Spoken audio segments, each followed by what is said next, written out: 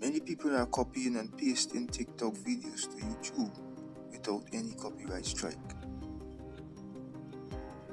Here's what they are doing. Let me show you how. First, visit this website, douyin.com. It's a Chinese website. Now look for a funny video. There are many videos to choose from. Here's an example of a video.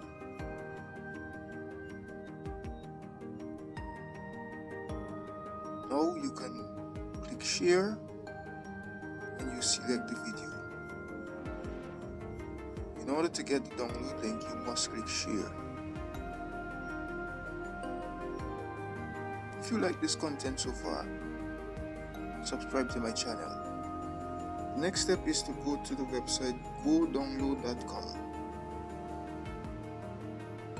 Now paste the shared link and click download without any watermark.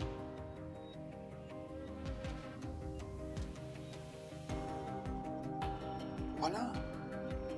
The video is downloaded. You have your video to upload. Let's go to step 3. In step 3, you will use ChatGPT to help you generate your title, description, and your tags. Here is all. You can use custom prompts to get this done. Watch AI do its thing, having selected your prompt and giving it the instruction.